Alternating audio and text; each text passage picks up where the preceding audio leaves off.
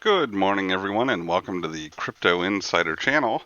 We're recording today from the wild and wonderful city of Austin, Texas, and it's looking like we might actually get a nice day after all this rain. I am the Crypto Insider.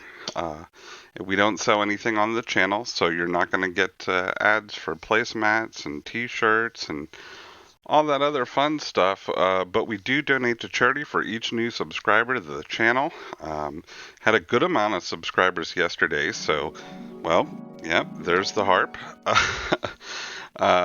What you're seeing on the screen before you is our donation that we make for each new subscriber. It goes to the At Good Souls group, and they break it down and give it to all the worthy charities.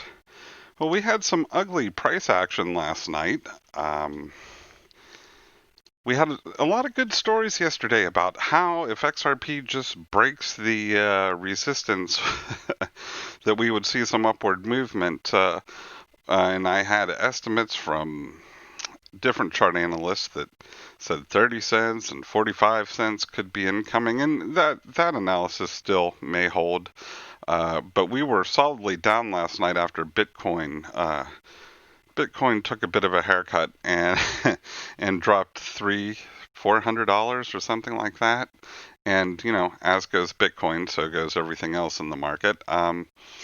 In the past hour, we've started to see some green on the various moving averages. So it looks like some buying activity has started recently. We'll see if that can push us back up to the what were we in, the 23.5, 24 cent range. It'd be nice to sort of stay there and stay above those supports. But some ugly action now. I was thinking about picking up some more XRP, but I think I'm going to hold just a few days to see what happens. Maybe I'll miss out, but who knows? If we go down from this anymore, I think I'll add a little to the bag. One thing I've been watching is the Liquidity Index Bot, and we have another all-time high. This is good. This is a measure of utility. This particular chart is from the Mexican corridor, the BITSO exchange. This all-time high was, I think, 10,200,000. And we got to 11,099, so quite a large pass of that previous all-time high, which was 10.2, I think, maybe almost 10.3, but still to get 700,000 or 800,000 over that is a good sign. So something's happening with the on-demand liquidity solution. People are definitely using it. And if you follow the Liquidity Index Bot on Twitter, you can see these. Here's the Philippines corridor. Has a good, I don't know what we would call that. It looks like it may have met an all-time high as well. So good things are happening. It's slow and it's agonizing to watch, especially if you got into XRP at the all-time high. I realize that, but I'm going to say, you know what? You're already at the point where we're all hodling, mostly out of necessity. So let's just keep hodling and see what happens. Some more good news out of the World Economic Forum. Showtime for XRP. BIS exec calls cross-border payments a top priority. There's an article from bitcoinist.com by Christine Vasileva. And the rundown. The future could be bright for XRP after all. Augustin Karsten softens on digital currencies. I don't even know who that is, so I'm not going to pretend that I do. But the one of the taglines here is XRP could be on the brink of mainstream adoption as this guy, Benoit Coeur, I'm assuming that's a French name, yeah, my French is terrible, appointed chief of the Bank of International Settlements, lists cross-border payment solutions as a top urgent priority in the current financial world. And of course, we know that is where Ripple and XRP excel. So at the World Economic Forum, he commented on the use cases for stablecoins and digital assets. He believes that central bank digital currencies, CBDCs, are yet to materialize and may take a while. Not only that they don't really solve the problem. So just coming a country coming up with its own CBDC is just like a country printing its own cash. So if you didn't if you didn't trust a country before because maybe they were labeled a currency manipulator or they have an oppressive regime, that doesn't change just because they have their own CBDC. They would still have to find a way to transfer that or to use it in conjunction with the other countries' CBDCs. So you have what everyone else in the community seems to call them walled gardens. So we'll go with it. You have these walled gardens, and you're still not really solving the problem at that point. Their CBDCs are something that I think is going to happen. This guy thinks they're going to take a while, and they might, but I don't think they solve this cross-border payment problem that well, and they're actually going to create additional problems that they're not really discussing. And there was some guidance from the IMF. We covered that a while back that listed all the potential risks with CBDCs. So I'm not going to go over that again today, but there's even more than the ones they listed. The nice thing about a third party solution like XRP is that XRP doesn't have any political motivation. It's not labeled a currency manipulator.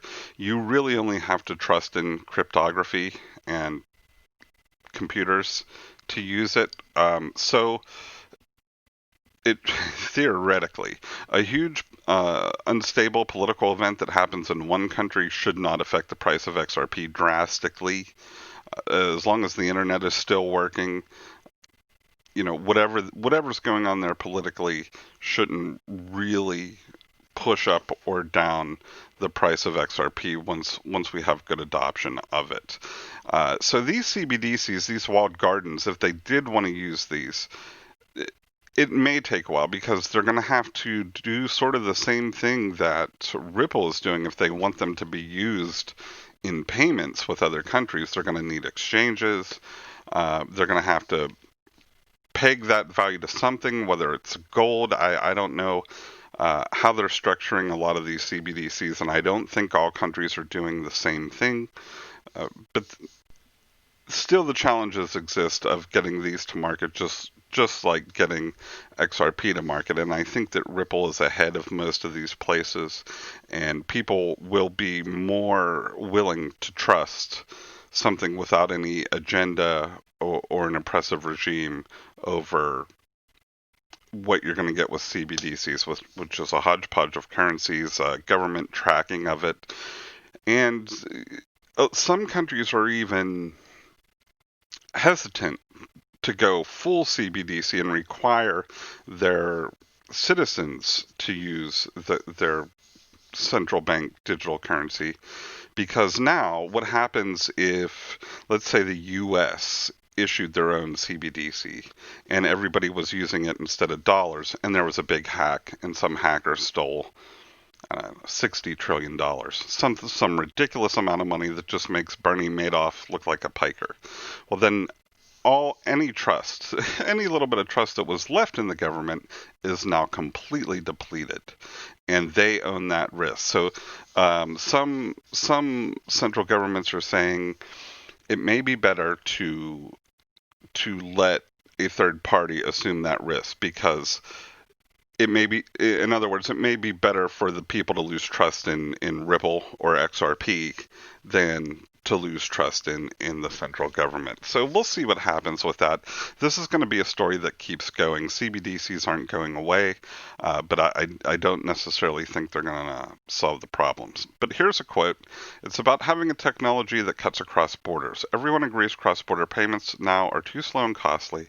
The top priority for the community is not CBDCs. The top urgent priority is to improve cross-border payments, in particular for low-income and developing economies.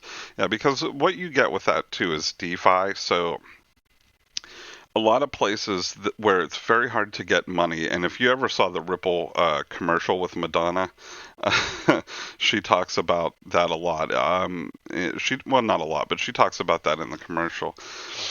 So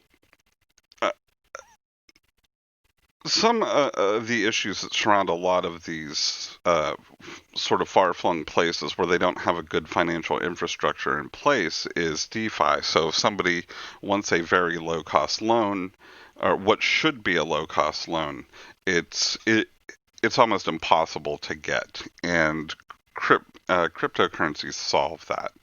Some people put a lot of stock in this. Here's Jack the Rippler, boom. And he talks about it's about having technology that, and then he's quoting this guy Benoit Cor from the World Economic Forum.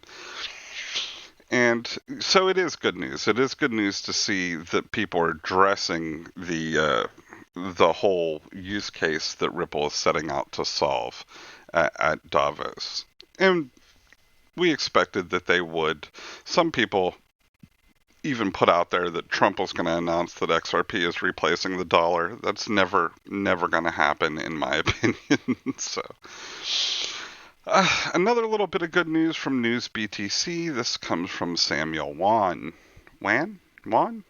Ripple bows to pressure from the XRP community and pauses programmatic sales following the much publicized practice of XRP dumping. Then it has a link to another article. Ripple finally halts its monthly sales of escrow release tokens. So we'll see what that means. I guess that means that because the release is programmatic, it's still going to happen, but they may just push it all back into escrow every month. And then there's a quote, Ripple shifted to a more conservative volume benchmark for XRP sales away from CoinMarketCap and to crypto compare top tier and significantly reduced XRP sales. So it shows you between quarter 3 2019 and quarter 4 2019. These numbers are drastically smaller in what Ripple is selling. So we'll see if it starts going back in. It'll be interesting to see some of the reporting that's going to be coming out here in February. We've got MoneyGram's report, I think, due out on February 10th. I don't have a story on that, but that's what data's coming up in my mind. I'm pretty sure it's the 10th, where they release the they talk about some of the quarter 4 stuff that happened for them. We'll see if that affects their stock price, which made a nice comeback last week.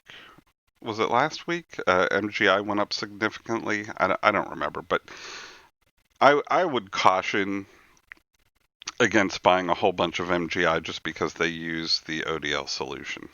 They've got more going on at that company than Ripple may be able to, or Ripple's ODL solution may be able to save them from. So they've got other factors affecting their stock price.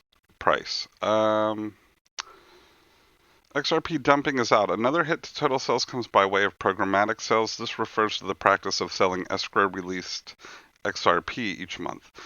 In quarter 4 2019, programmatic sales totaled 0, and the pause in this practice began partway through quarter 3. A comparison of the last quarterly report shows that Ripple's netted a staggering $145 million from the sale of escrow released in quarter 2. Every month, the escrow releases a total of 1 billion XRP to Ripple, so we know it's happening every single month. The portion of XRP left over each month is placed into a new escrow to be released in the following months. So here's the difference again between quarter 2 2019 and quarter 3 2019. This is that 145 million they were talking about in programmatic sales, down to 16.12 million in quarter 3.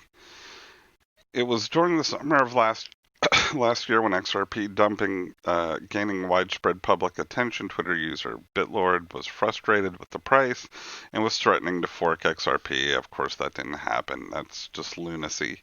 Um, Sorry, Crypto BitLord. I'm sure you're not watching my videos, but but it seems like a drastic move. But just maybe, your sentiment was taken to heart by somebody at Ripple, and it looks like they're going to stop doing that. I still think they use some of these programmatic sales to get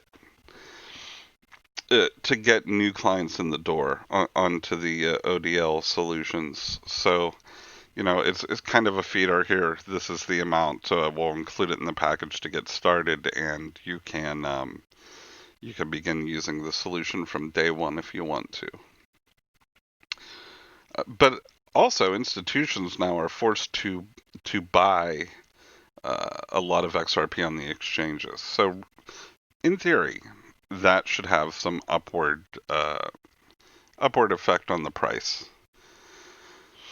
So here's an article on price by Ayush Jindal from News BTC, same outlet. Ripple failed to surpass the 0.2400 resistance area against the US dollar, similar to Bitcoin near 8,800. Yeah, so Bitcoin was near 8,800. What do we say it was now? Let's pop back. It's 83.71, so it lost 400.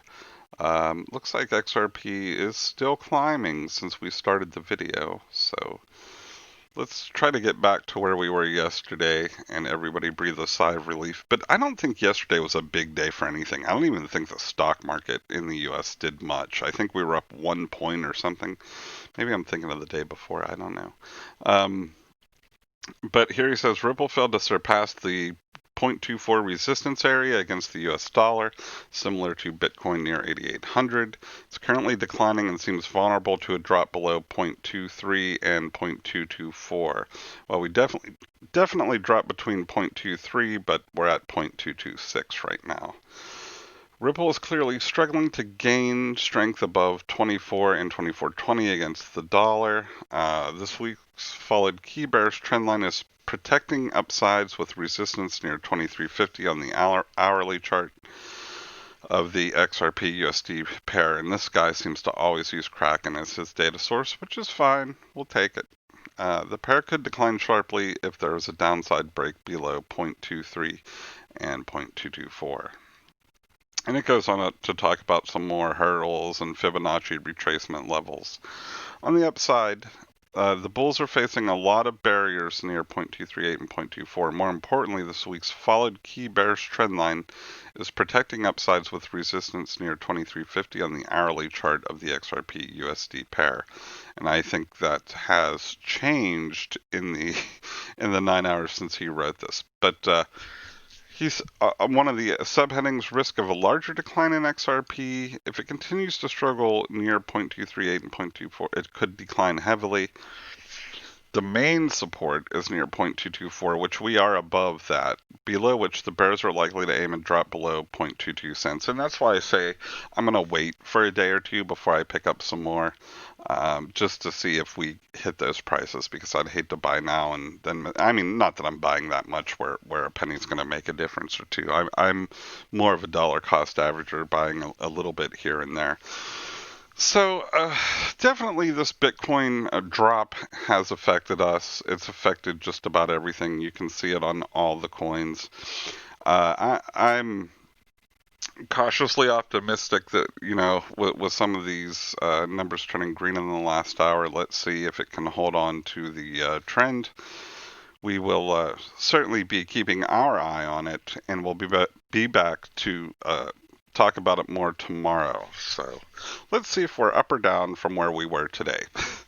I'm going to pop some more videos up on the screen for you to take a look at and see if you enjoy some of those other ones. We haven't really done anything, usually sometimes I'll do a weird one-off videos where I talk about retirement or other things. Usually I save those for the weekends, but I feel like we're due for one of those. My last one was just a review of cryptohopper, and my audience, if I have an audience, my subscriber base really aren't day traders so much as they are hodlers.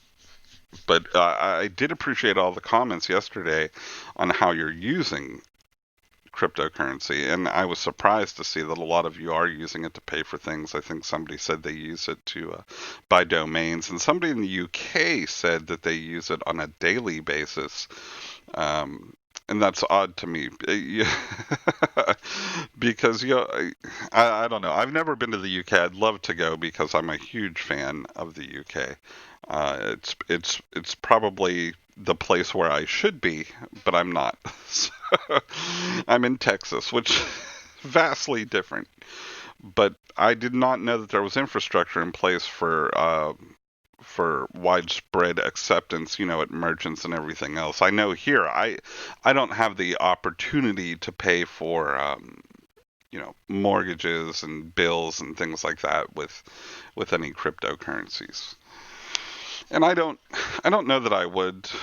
I don't know. We'll see. I'm sure it's going to become more common as time goes on. Anyway, thanks for watching. We'll talk with you again tomorrow.